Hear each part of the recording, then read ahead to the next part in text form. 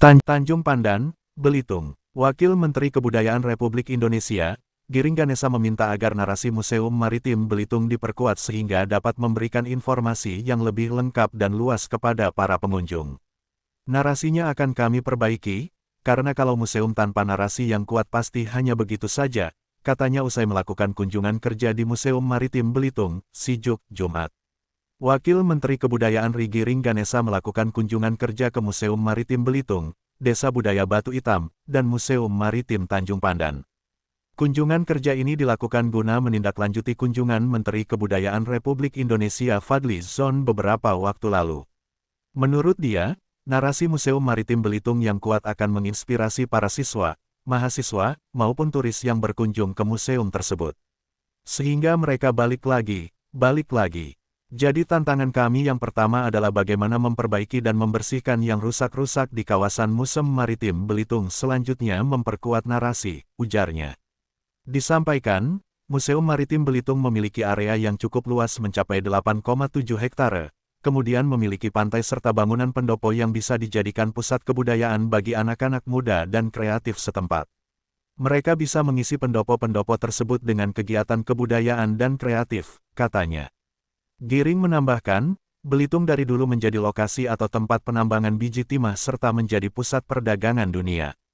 Pada pedagang berhenti di Belitung selama 6 bulan sambil menunggu angin untuk pulang. Hal-hal ini harus kita narasikan dan generasi muda harus tahu bahwa Belitung dulunya adalah pusat ekonomi yang besar.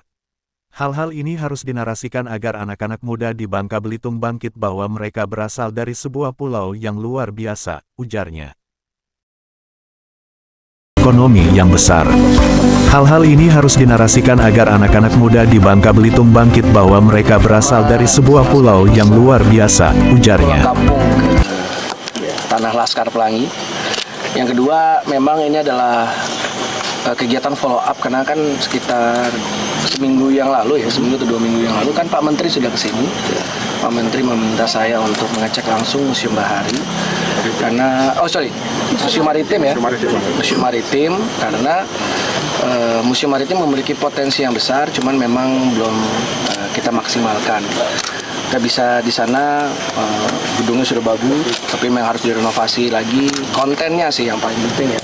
Di sini saya bersama Pak Agus dari BPK 5. Memang di 2 minggu ini saya lagi fokus di Bangka Belitung dan minggu depan saya langsung ke Muara Jambi.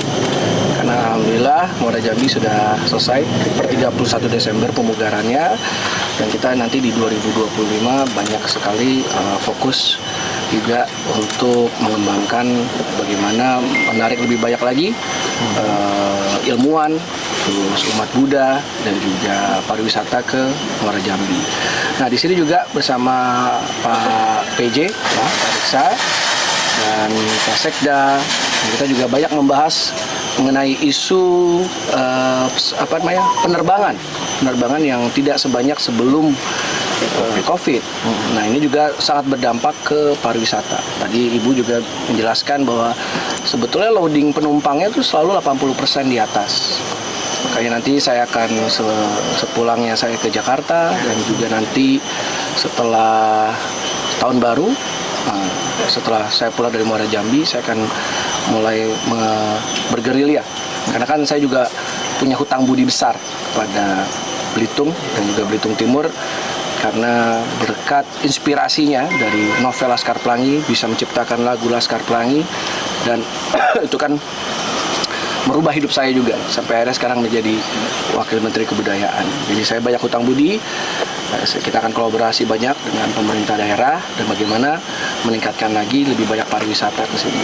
Karena kami yakin bahwa kekayaan alam dari Bangka Belitung memang luar biasa, tetapi juga ternyata ada sesuatu yang sifatnya lebih long lasting, yaitu pariwisata.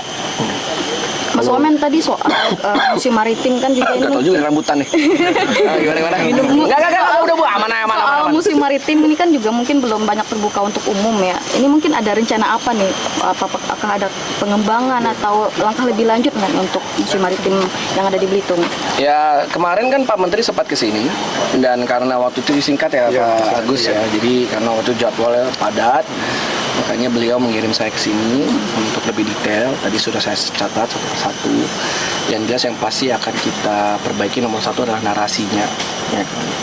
Karena sebuah museum tanpa narasi yang kuat ya pasti hanya ya cuman gitu aja gitu kan. Tapi kan tujuan kita adalah begitu ada murid-murid, mahasiswa, terus habis itu turis datang ke museum tersebut langsung terinspirasi, ingin balik lagi, belajar lagi. Jadi tantangan terbesar kita nomor satu adalah bagaimana kita mulai membersihkan, memperbaiki hal yang rusak-rusak. Yang kedua adalah narasi. Itu luas loh, 4,7 hektar ya Pak ya? 8,7 hektar. Terus ada pantainya, terus ada kayak pendopoknya, di mana di sana bisa kita jadikan pusat kebudayaan. Jadi anak muda, anak kreatif, kita buka 24 jam lah ya, cuma kita buka agar mereka bisa mengisi pendopo tersebut dengan kegiatan-kegiatan kebudayaan dan kegiatan kreatif. Nah, jadi yang paling pertama, dua hal pertama yang akan kita kerjakan begitu saya sampai Jakarta adalah tentang ya memperbaiki yang harus diperbaiki. Kedua, memberikan narasi yang kuat, karena kita tahu sendiri bahwa ya kita tahu bahwa Pulau Belitung sendiri dari dulu sudah menjadi tempat penambangan timah ya Pak Agus ya. Kedua, tempat perdagangan di mana semuanya berhenti di sini, berdagang selama 6 bulan menunggu angin pulang ya kan. Nah, hal-hal tersebut kan yang harus kita narasikan. Generasi muda harus tahu itu bahwa di Belitung itu dulu sebagai salah satu pusat ekonomi yang besar. Nah, ini kan bisa membuat semangat lagi anak-anak muda di Bangka Belitung untuk bangkit bahwa mereka berasal dari sebuah pulau yang luar biasa. Nah, itu tugas kami di Kementerian Kebudayaan. Pak Wamen, kalau habis meninjau koleksi Museum Tanjung Pandan tadi mungkin... Oh, itu juga bagus banget ya? Museumnya juga menurut saya, Satu pertanyaan Pak. Jadi Bapak wartawan tuh? titipan dari penggiat seni nih Pak. Iya. Jadi sebagai seorang komposer lagu Laskar Pelangi, Pak, Yes. sejauh mana Pak ikatan batin Bapak terhadap pulau ini Pak? Wah, saya tiap hari nyanyi lagu Laskar Pelangi ya Pak.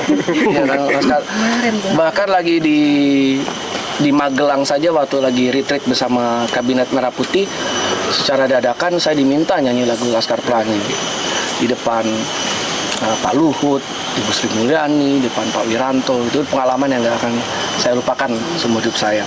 Yang kedua saya... Jadi, kok kedua Bapak? Yang tidak dilupakan. Oh iya, Bapak sangat tidak terlupakan ya Bapak. Jadi memang lagu tersebut saya buat ketika saya belum pernah kesini. Ketika saya baca novel. Jadi mulai dari kata-katanya, tulisannya dari Andrea Hirata menginspirasi saya. Terus akhirnya saya bisa membuat lagu itu. Tapi begitu bikin video klip yang pertama kali kesini, memang belum ada pariwisatanya, belum seluar biasa ini gitu. Saya masih ingat sekali, ya masih nginep di rumah warga, ya kan. Jadi itu nggak akan saya lupakan seumur hidup saya. Dan ketika lagu itu menjadi lagu terbaik di tahunnya, itu juga meningkatkan rezeki saya, meningkatkan bukan ketenaran dia, cuman bagi saya adalah Value. Nilai bahwa ternyata bisa memiliki sebuah lagu yang menginspirasi sepanjang masa. Jadi value-nya gini Pak, setiap kunjungan pariwisata mereka selalu menutup perjumpaan mereka dengan lagu. Alhamdulillah. Terima kasih Pak. Tidak hanya itu aja Pak, tapi di seluruh Indonesia alhamdulillah. Alhamdulillah. Jadi Terima kasih, Pak. soundtrack hidup buat Iya. begitu banyak orang Pak. Terima kasih, Pak. Saya terima kasih Pak pertanyaannya. Pak, melihat perkembangannya Belitung sekarang nih gimana setelah Ya Laskar banyak Pelangi? tantangan ya. Iya. Menurut saya kemarin pariwisatanya sudah oke, ada beberapa hotel-hotel luar biasa sudah oke. Cuma setelah COVID ini saya banyak masukan juga ya bahwa penerbangan yang kurang. Itu sih. Padahal kalau kita lihat secara strategis ini sangat dekat dengan Jakarta. 5 menit. 30 menit sampai 45 menit. Ya kan? Habis itu secara nilai ekonomi juga sangat menurut saya juga orang-orang bisa spend a lot di sini kan. Harganya yang terjangkau, makanannya juga enak sekali. Budaya masyarakatnya luar biasa, sejarahnya luar biasa. Kita tidak tahu apa yang terjadi, cuman saya akan cari tahu nanti kenapa tiba-tiba penerbangan ke sini kok jadi berkurang drastis. Kuncinya dari penerbangan sih. Kalau kuantitas penerbangan lebih banyak, habis kita bayar, mudah-mudahan nanti bersama BPK 5 kita bisa bikin banyak event kebudayaan, kita mendorong lagi sinias-sinias untuk membuat film di sini, ya kan? Mungkin nanti ada festival musik dan yang lainnya, bekerja sama dengan pemerintah daerah. Saya rasa nanti pelan-pelan akan naik lagi. Gitu. Ya doain lah, itu tugas besar kami di Kementerian Kebudayaan, di mana nanti kan berkoordinasi langsung dengan Kementerian Pariwisata dan lintas kementerian. Oke.